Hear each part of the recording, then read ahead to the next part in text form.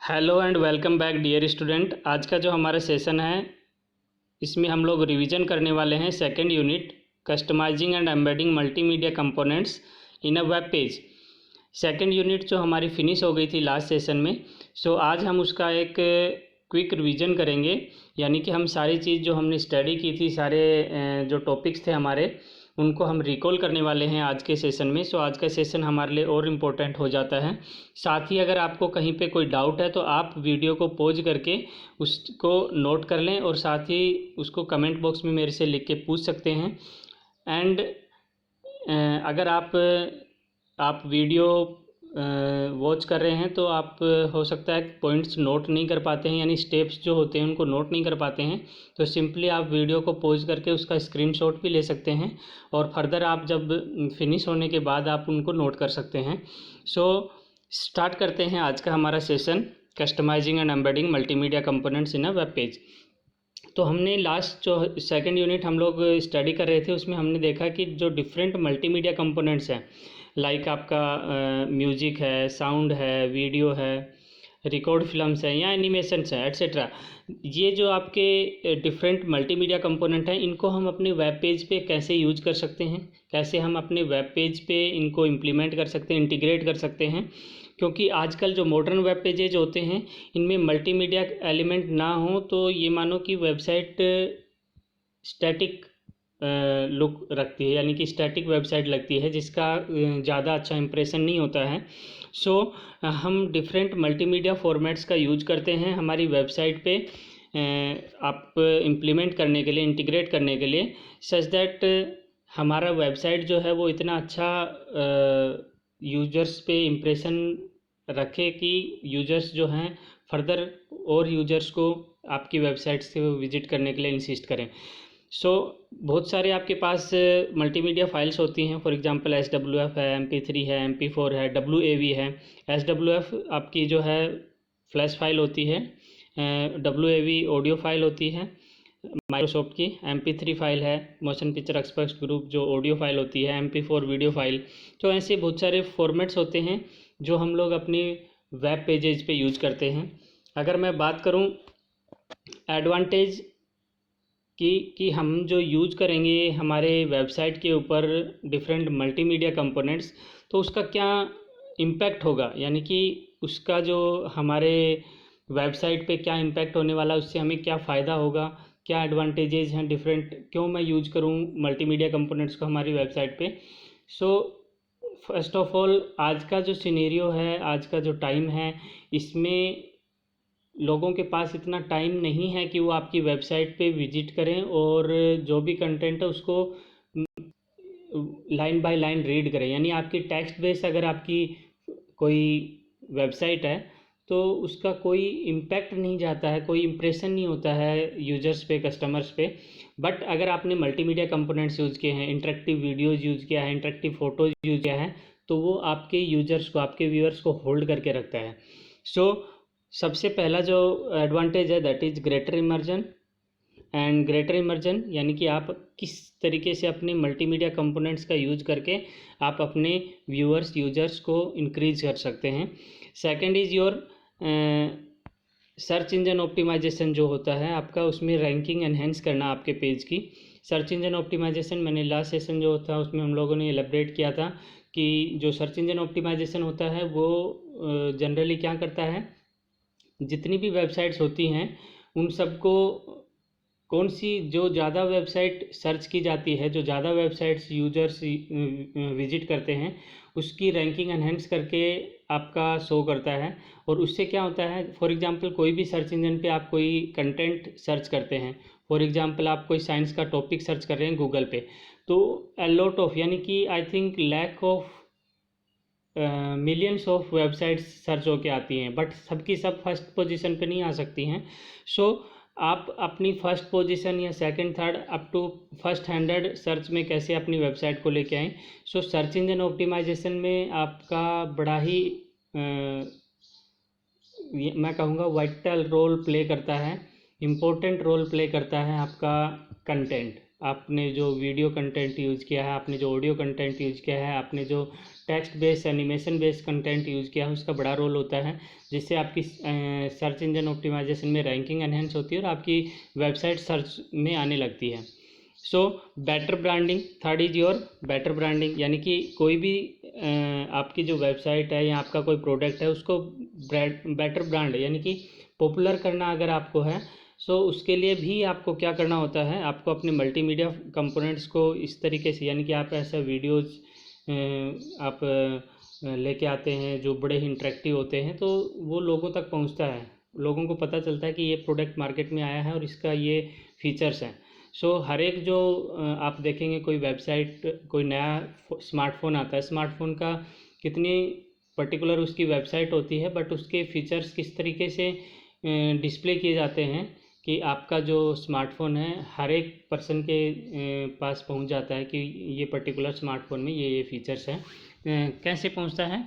Just because of multimedia contents. जो multimedia contents हम लोग यूज करते हैं वेबसाइट पे, उससे हमारा जो फीचर्स है वो एनहेंस हो जाता है, उसकी पिक्चर क्वालिटी दिखाई जाती है, उसका रिजोल्यूशन दिखाया जाता है, उसमें कितनी GB रैम है and et cetera. So better branding के लिए हम मल्टीमीडिया कंपोनेंट्स का यूज़ करते हैं। So these are the advantage कि आपके जो मल्टीमीडिया जो आपके कंपोनेंट्स हैं उनको वेब पेज पे यूज़ करने से हमें जो एडवांटेजेज होते हैं। और मैंने कहा था कि ये आपका एग्ज़ाम्स में आया हुआ क्वेश्चन है, सो इस पे आपको कंसंट्रेट करना है, साथ ही आपको लर्न करके रखना है, एग्ज़ाम में दोबारा भी रिपीट हो सकता है क्वेश्चन। नेक्स्ट अगर मैं बात करूं डिसएडवांटेज की, तो डिसएडवांटेज में सबसे पहला होता है potential damage to search engine ranking. अगर हम मल्टीमीडिया कंपोनेंट्स को यूज करते हैं हमारी वेबसाइट पे, तो उसका जो फॉर एग्जांपल हमने कोई वीडियो यूज़ किया और वीडियो आपका आपको पेज जो आपकी वेबसाइट वेब पेज पे आपने यूज किया है उस पर इतना आपने इफेक्टिव वीडियो नहीं बनाया है, सो क्या होगा, सर्च इंजन उसको आपका रोल नहीं देगा। यानी कि जब सर्च इंजन सिर्फ जो कंटेंट ज़्यादातर लोग सर्च करते हैं उसको प्रेफरेंस देता है रैंकिंग एनहेंस करने में, बट जो ऑटोमेटेड स्पाइडर प्रोग्राम चलता है उसके कारण आपका पेज जो होगा, आपका वेबसाइट जो होगा, वो आपका रैंकिंग में बहुत नीचे चला जाएगा, यानी कि सर्च में आपके यूजर्स के सामने नहीं आएगा। सो ये भी एक है कि हमें जो कंटेंट, हमें जो वीडियो, ऑडियो या एनिमेटेड वीडियो यूज करना है, जो कंटेंट हमें मल्टीमीडिया कंटेंट हमें यूज करना है वेबसाइट पे, वो इफ़ेक्टिव होना चाहिए। एंड ये भी ध्यान रहे कि जो सर्च इंजन ऑप्टिमाइजेशन में है उसकी रैंकिंग किस एनहेंस होने वाली है उससे या नहीं होने वाली है, इस पर भी हमें काम करना होता है। सो आपको ध्यान रखना है कि जो भी आप कंटेंट यूज कर रहे हैं वो आपकी कहीं सर्च इंजन ऑप्टिमाइजेशन रैंकिंग को डिग्रेड ना कर दे। Second is your load time. Second जो आपका होता है that is loading time. Loading time का मेरा मीनिंग है, अगर आपका वीडियो बहुत ज़्यादा हैवी है, बहुत ज़्यादा मेमोरी ऑक्यूपाई कर रहा है, तो ऑफकोर्स जब भी कोई यूज़र या व्यूअर्स आपकी वेबसाइट विजिट करेंगे तो उनको आपका जो वीडियो है वो लोडिंग शो करेगा, और लोडिंग शो करेगा तो इतना टाइम यूजर्स के पास नहीं होता है, वो किसी दूसरी वेबसाइट पे क्लिक कर लेंगे, दूसरी वेबसाइट्स पे चले जाएंगे, यानी कि उनके पास इतना टाइम नहीं है कि वो वहाँ पे रुक के आपका पूरा कंटेंट को अच्छे से, जब तक लोड नहीं हो जाता, इतना वेट करें। सो आपको ये भी ध्यान रखना है कि आपका लोडिंग टाइम जो पेज का है, वेब पेज का, जितना शॉर्ट हो उतना बेटर है। Next is your compatibility. Compatibility जो ऑप्शन है वो ये बताता है हमें कि जो हम कंटेंट यूज कर रहे हैं, is it compatible with the browsers. जो हर तरीके के मार्केट में ब्राउज़र्स अवेलेबल हैं, क्या सभी पे कंपेटिबल हैं, क्योंकि ये ज़रूरी नहीं है कि आप गूगल क्रोम को कंपेटिबिलिटी देख रहे हैं और सब लोग गूगल क्रोम ही यूज करते हैं।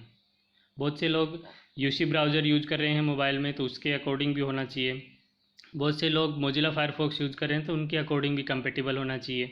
इंटरनेट एक्सप्लोरर यूज़ करें तो उसके लिए भी कंपेटिबल, यानी कि हर ब्राउज़र के से कंपेटिबल होना चाहिए आपका जो एलिमेंट्स आप यूज कर रहे हो। इसलिए आपको जो डिसएडवांटेजेस हैं इनको माइंड में रख के, इन कॉन्सेप्ट्स को माइंड में रख के आपको अपनी वेबसाइट पे आपका मल्टीमीडिया कंपोनेंट्स को एम्बेड करना होता है, इंटीग्रेट करना होता है। नेक्स्ट मैं बात करूं कंपेटिबल मीडिया फाइल फॉर्मेट्स की, तो हमने स्टडी किया था इमेज फाइल फॉर्मेट कि इमेज फाइल फॉर्मेट में मैंने आपको समझाया था किस तरीके से आप रास्टर इमेज फाइल फॉर्मेट और वेक्टर इमेज फाइल फॉर्मेट के अंदर डिफ्रेंशिएट कर सकते हैं। सो रास्टर जो फाइल फॉर्मेट होती है उसमें इमेज आपकी पिक्सल फॉर्मेट में होती है, बट वेक्टर फाइल फॉर्मेट में जो है आपकी इमेज पाथ फॉर्म में होती है। सो जो रिजोल्यूशन की मैं अगर बात करूं तो रास्टर जो फाइल फॉर्मेट होता है अगर उसको हम ज़्यादा चेंजेज करेंगे तो उसमें पिक्सल्स ब्लर हो सकते हैं, बट आपका जो वेक्टर फाइल फॉर्मेट होता है जो हम कैड वगैरह में डिज़ाइन या ड्रॉ करते हैं उसमें कभी भी आपका जो रिजोल्यूशन है वो आपका ब्लर नहीं होता है, यानी कि जूम करने के बाद भी उसकी पिक्चर क्वालिटी बिल्कुल वैसी ही रहती है। तो जब भी आप एनिमेटेड वीडियोज़ बनाते हैं तो उसमें वेक्टर फाइल फॉर्मेट यूज़ करेंगे तो बेटर है, बट आपको ये भी ध्यान रखना है कि आपका जो फाइल्स है वो कंपेटिबल भी होनी चाहिए ब्राउज़र के साथ में और कन्वर्टेबल भी होनी चाहिए, यानी डाउनलोड अपलोड करने में भी उनमें प्रॉब्लम्स नहीं आनी चाहिए। सो इसके लिए हम रास्टर फाइल फॉर्मेट, इसीलिए ज़्यादातर जो वेबसाइट्स होती हैं वो रास्टर फाइल फॉर्मेट का यूज़ करती हैं। जब भी आप कोई वेबसाइट पे जाते होंगे तो जनरली वो कहेगा कि आपको जेपीईजी फाइल फॉर्मेट ही अपलोड करना है फाइल के लिए। सो जेपीईजी क्या है, आपका रास्टर फाइल फॉर्मेट है, तो ज़्यादातर यूज होने वाला फाइल फॉर्मेट है। सो इसका यूज भी हमें ये भी हमें माइंड में रखना होता है कि हम जो वेबसाइट पे कोई आपका जो particular image file format use कर रहे हैं वो किस तरीके का होगा। एंड कुछ फाइल फॉर्मेट्स यहाँ पे दिए हुए हैं, इनके फुल फॉर्म्स भी आपको याद रखने एग्ज़ाम के लिए, क्योंकि एमसीक्यू में क्वेश्चंस आ सकते हैं, फुल फॉर्म आपसे पूछी जा सकती हैं। फॉर एग्जांपल जेपीईजी है, जॉइंट पिक्चर एक्सपर्ट ग्रुप है, वो चाहे जीआईएफ है, ग्राफिकल इंटरफेस, ये लास्ट सेशन में मैंने इनकी फुल फॉर्म्स भी आपको बताई है, तो आप उनको वॉच कीजिए, स्टॉप कीजिए, उनसे स्क्रीनशॉट लीजिए और साथ ही उनको नोट भी कर लीजिए।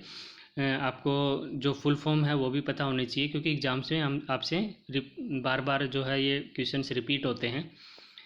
नेक्स्ट अगर मैं बात करूं आपके जो file format, multimedia file format है, उसमें मूवी जो है, मूवी यानी कि आपका ऑडियो जो आप बात करते हैं तो ऑडियो के भी डिफरेंट फाइल फॉर्मेट्स होते हैं। For example AVI file format है माइक्रोसॉफ्ट का, जो विंडो कंपेटिबल्स होते हैं। .mov फाइल फॉर्मेट है जिनका जो एक्सटेंशन होता है MOV .qt, ये क्विक टाइम जो मूवी होती है, क्विक टाइम एप्पल का जो प्लेयर होता है, प्लेबैक प्लेयर होता है। सो उसमें आपकी जनरली फ़ाइल जो होती है वो .qt एक्सटेंशन के साथ सेव होती है। .mov फाइल फॉर्मेट को भी सपोर्ट करता है। MPEG motion picture expert group जो है, MPEG या MPG फाइल फॉर्मेट जो होता है वो ज़्यादातर हम लोग, मैं कहूँगा कि बहुत ज़्यादा पॉपुलर है। MP4 फाइल जो होती है, ज़्यादातर आप जो डाउनलोड करते हैं वेबसाइट्स पे, I think MP4 video files होती हैं, इनको अपलोड या डाउनलोड करना आसान होता है। नेक्स्ट जो आपका फाइल फॉर्मेट है that is sound file format. Sound file format में अगर मैं बात करूं तो जैसे आपका .au है, आपका audio sound file, Sun micro system का है ये। एंड मीडी है .mid जो होता है वो विंडो बेस्ड मीडी, यानी कि मीडी का पूरा नाम होता है म्यूजिकल इंस्ट्रूमेंट डिजिटल इंटरफेस। सो जो फाइल फॉर्मेट हम ऑनलाइन किसी भी इंस्ट्रूमेंट, फॉर एग्जांपल आपका गिटार है या कोई ऐसा इंस्ट्रूमेंट है जो हम कंप्यूटर की हेल्प से उसको प्ले कर रहे हैं, तो उसकी जो फाइल सेव होती है वो .midi फॉर्म में सेव होती है। .mid फॉर्म जो एक्सटेंशन होता है उसका फाइल का। सो आपको फाइल का एक्सटेंशन याद रखना है। साथ ही .mod फाइल्स हैं जो IBM जो कंप्यूटर्स होते हैं उनसे कंपेटिबल फाइल फॉर्मेट होता है। .wav जो माइक्रोसॉफ्ट का ऑडियो फाइल और साउंड फॉर्मेट है, ये आपका 8 बिट और 16 बिट साउंड फॉर्मेट है। साथ ही मैकिन्टोश ऑपरेटिंग सिस्टम का जो फाइल फॉर्मेट होता है साउंड का वो .snd होता है। तो इन फाइल फॉर्मेट्स का भी आपको याद रखना है। क्वेश्चन कैसे आ जाता है एग्जाम में, फॉर एग्जांपल आपको कोई 4 फाइल फॉर्मेट दे दिए जाते हैं और आपको उनको एक्सप्लेन करने के लिए बोल दिया जाता है। सो आपको इनके फाइल्स के एक्सटेंशन जो हैं उनके साथ उनका आपको पर्पज़ और वर्क भी याद रखना है। नेक्स्ट जो हमारा है एम्बेडिंग करने का, कि कोई भी साउंड है, कोई ऑडियो है, उसको हम किस तरीके से अपना एम्बेड कर सकते हैं अपने वेब पेज के अंदर। तो ये एक सिंपल प्रोग्राम है। आपका कंप्लीट वेब पेज आपका डिज़ाइन होगा, लेकिन जहाँ पे आपको साउंड, मैं कहूँगा कि साउंड के जो ऑडियो आपको एम्बेड जहाँ पे करना है, जिस जगह पे करना है वेब पेज में, वहाँ पे आपको इस तरीके से आपको कोड लिखना होगा। ये आपको ऑब्जेक्ट कोड से समझा रखा है। ऑब्जेक्ट कोड यानी कि आपको एम्बेड कोड यूज करना होता है, बट एम्बेड कोड को अगर हम ऑब्जेक्ट के साथ इंटीग्रेट करते हैं तो उसका फ़ायदा हमारे पास ये होता है कि इसमें हम लोग पैरामीटर की फॉर्म में यानी परम टैग की हेल्प से उसके डिफरेंट पैरामीटर सेट कर सकते हैं। फॉर एग्जांपल ऑटो स्टार्ट है, ऑटो प्ले है, कंट्रोलर है, SRC है। SRC दैट मीन्स सोर्स, जो फाइल हम लोग यूज करने वाले हैं उसका सोर्स यहाँ पे देते हैं वैल्यू में। ऑटो स्टार्ट से मेरा मीनिंग है कि जैसे ही आपका वेब ब्राउज़र में वो पेज ओपन हो, वेब पेज ओपन हो, तो आपका जो ऑडियो है वो स्टार्ट हो जाए ऑटोमेटिकली।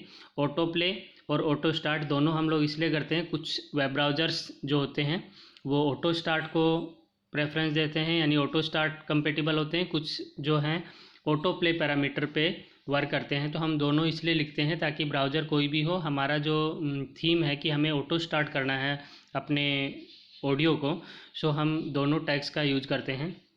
कंट्रोलर में हमारे पास क्या होता है, अगर हमने कंट्रोलर को ट्रू किया इसका मतलब हमारे पास जो प्लेयर होगा, ऑडियो प्लेयर होगा, वहाँ पे कंपेटिबल जो ब्राउज़र के साथ जो भी कंपेटिबल ऑडियो प्लेयर होगा उसमें हमारे पास कंट्रोलर्स यानी कि आपका प्ले है, पॉज है, फॉरवर्ड है, ये बटन्स भी साथ में डिस्प्ले होंगे। एंड फाइनली आपको लिखना होगा tag embed tag. Embed tag के अंदर आपको क्या लिखना है, सोर्स देना है अपनी फाइल का नाम यहाँ पे लिखेंगे। अगर फाइल अलग फोल्डर में है तो उसका कंप्लीट पाथ यहाँ पे लिखेंगे। साथ ही आप कंट्रोलर, ऑटो प्ले और ट्रू ऑटो प्ले लिखेंगे और टाइप में लिखेंगे ऑडियो ऑब्लिक वेव फॉर्मेट और ऑब्जेक्ट टैग को बंद कर देंगे। तो इस तरीके से आप एम्बेड कर सकते हो किसी भी साउंड या किसी भी ऑडियो फाइल को अपने वेबसाइट के अंदर, अपनी वेब पेज के अंदर। नेक्स्ट अगर मैं बात करूं, हाँ, एम्बेड मीडी जो फाइल फॉर्मेट होता है मैंने अभी डिस्कस किया था। इम्पोर्टेंट इसलिए है क्योंकि इस पर इंडिपेंडेंटली क्वेश्चन पूछा जाता है generally. What is midi, describe it. So midi जो है आपका, उसका जो अब्रीविएशन है मीडी, वो है म्यूजिकल इंस्ट्रूमेंट डिजिटल इंटरफेस का, यानी कि इसका फुल फॉर्म होता है म्यूजिकल इंस्ट्रूमेंट डिजिटल इंटरफेस। तो फुल फॉर्म भी आपका पूछा जा सकता है MCQ में, आपको याद रखना है। साथ ही जो मीडी प्रोग्राम है वो क्या है आपका, जो भी आप इंस्ट्रूमेंट कंप्यूटर की हेल्प से प्ले करते हैं म्यूजिकल इंस्ट्रूमेंट, तो उनका फ़ाइल जो होता है वो मीडी फॉर्मेट में आपके कंप्यूटर में सेव होता है। .mid फाइल फॉर्मेट यूज करता है। तो जब भी मैं ऐसे जो मीडी फाइल फॉर्मेट जो होता है उसको अगर मुझे इंटीग्रेट करना है अपनी वेबसाइट के अंदर, वेब पेज के अंदर, तो आपको जो कोड लिखना होगा दैट इज़ एम्बेड SRC। और SRC में जो सोर्स में जो पाथ देंगे वो उस फाइल का पाथ देंगे peanuts.mid, यानी कि मीडी फाइल है ये। एंड बाकी आपके एट्रीब्यूट्स सेम वैसे ही रहेंगे और एम्बेड टैग को बंद कर देंगे। तो इससे आपकी जो मीडी फाइल है वो आपके कंप्यूटर, आपके वेब पेज के साथ इंटीग्रेट हो जाएगी। नेक्स्ट अगर मैं बात करूं that is video, embedding video in a web page. So अगर वीडियो को हमें एम्बेड करना हमारे वेब पेज के अंदर, तो फर्स्ट इज़ कि हमने जो ऑब्जेक्ट टैग यूज़ किया था ऑडियो के लिए, इन द सेम वे हम वीडियो के लिए भी यूज़ कर सकते हैं ऑब्जेक्ट टैग को। पैरामीटर टैग की हेल्प से हम लोग डिफरेंट एट्रीब्यूट्स ऐड कर सकते हैं। और एम्बेड टैग के अंदर सिंपल जो ऑडियो फाइल दे रहे थे उसकी जगह हम video file .mp4 file use करेंगे। एंड अगर आपको कोई किसी वेबसाइट पे कोई वीडियो है उसको डिस्प्ले कराना है आपके वेब पेज पे, तो वो भी पॉसिबल हो पाता है एम्बेडिंग की हेल्प से। फॉर एग्जांपल अगर आपको यूट्यूब का कोई वीडियो है तो यूट्यूब के वीडियो जनरली हमारा आई फ्रेम यूज करता है, यानी कि वो एक फ्रेम में एक पर्टिकुलर स्पेस जो लेता है, रेक्टेंगुलर शेप लेता है, उसमें आपका शो होता है और उसको हम आई फ्रेम की हेल्प से, आई फ्रेम टैग की हेल्प से उसको डिस्प्ले करवाते हैं। सो जो यूट्यूब का वीडियो है उसको अगर हमें एम्बेड करना है हमारी वेब पेज पे, तो उसके लिए मैंने स्टेप बाय स्टेप आपको समझाया था कैसे हम एम्बेड कोड को कॉपी कर सकते हैं यूट्यूब पे जाके। सो आप जो हमारा लास्ट वेब पेज एम्बेडिंग के लिए जो मैंने आपका सेशन तैयार किया था, आप उसको एक बार वॉच कीजिए। अगर उसमें भी कोई डाउट है तो आप कमेंट्स में लिख के मेरे से पूछ लीजिए, मैं उसका रिप्लाई कर दूंगा। एंड साथ ही आपको इस तरीके से याद रखना है, उस फाइल का सोर्स जो होगा उसका यहाँ पे हम इस तरीके से लिखते हैं और ये डिफरेंट एट्रीब्यूट्स हम लोग यूज कर सकते हैं। और जो सेकंड है वो आपका है ओ एम्बेड भी एक मैं कहूँगा बहुत अच्छा वेबसाइट या फिर एक ऐसा टूल मान लीजिए आप, जिसमें हम अपने किसी भी वेबसाइट के यूआरएल को, यानी किसी भी वेबसाइट पे कोई वीडियो है उसके यूआरएल से हम उसका एम्बेड कोड जनरेट कर सकते हैं। जैसे आपका यूट्यूब है, वीमियो है, डेली मोशन है, फ्लिकर है, स्क्राइब्ड है। इन वेबसाइट पे आप जाएंगे, वहाँ से जो भी आपका वीडियो है, उस वीडियो प्ले कर रहे हो उसका यूआरएल कॉपी करेंगे और उसको हम अगर यहाँ पे अपने जो आपकी ओएम्बेड है उसमें सिंपल एपीआई होता है, उसमें आप पेस्ट करके, उस लिंक को पेस्ट करके उसका एम्बेड कोड जनरेट करके आप उसको अपनी वेबसाइट पे यूज़ कर सकते हो, अपनी वेब पेज पे यूज़ कर सकते हो, उसको एम्बेड कर सकते हो अपनी वेब पेज के अंदर। नेक्स्ट जो है आपका दैट इज़ फ्लैश फाइल को एम्बेड करना।